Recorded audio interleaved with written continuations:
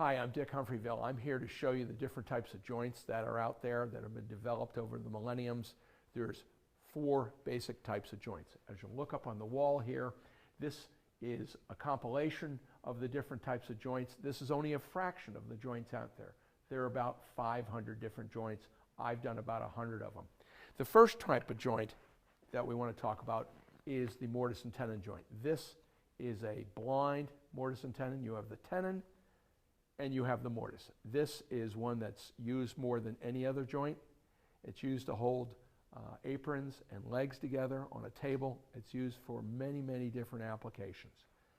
This is held together with glue through a chemical bond. This is looser demonstrations, but they're pressure fit, and that's what allows these joints to stay together. Very similar to the blind mortise and tenon is the through wedged mortise and tenon. We have the little wedges, and then after that we have, just like before with the blind, but this is through, we have the through mortise and we have the tenon. Unlike the blind mortise and tenon, 1, it goes through, 2, there's a mechanical lock. These wedges that go in here enable the joint to have a mechanical lock as well as a chemical bond caused by the glue. The next type of joint is the dovetail joint. This is an open and through dovetail. You use it on boxes. They're universally used, different forms, but the open and through dovetail has 2 components. You have the pins and you have the tails. There are different ways of laying them out, but basically it's a very strong joint.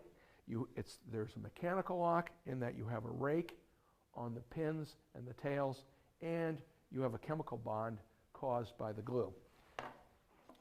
The next most important dovetail joint is the half-blind dovetail. The half-blind dovetail doesn't go all the way through. That's why you call it blind. It's open on the side, right here. It's open here, but it's blind on this side.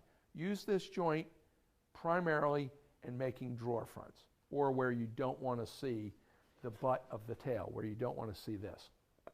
So we have the mortise and tenon joint, we have the dovetail joint. Next type of joint is your scarf joint. Scarf joint, there are many different types of scarf joints. I've counted about 30 of them. This particular one is an oblique captured scarf joint. You see it's captured right here, it locks it in, and it's oblique. It crosses through the grain at an angle, and a lot of these are pegged, a lot of them are just glued. And just like the through wedge mortise and tenon and the dovetails, this creates a mechanical lock, but basically they're glued together and there's a chemical bond. You're going to find these a lot when you need to extend a piece of wood, whether it be on a stretcher or it be on a plank for a boat. Finally, we have the cross slap joint. This is a very strong joint. It's where 2 pieces of wood intersect and go off in their different directions. This goes at right angles. This goes at right angles. I'm not putting it together because it's pressure fit. They can go at a 45, they can go at a 22. Before you have the 4 different types of joints down here. You have the mortise and tenon joints, you have the dovetail joints, you have the scarf joint, and you have the lap joint, the cross lap joint. They're all different renditions, varieties, and each joint has a purpose. They just don't make these to be different. Over the millenniums, they developed these things. They're still developing them as our needs change.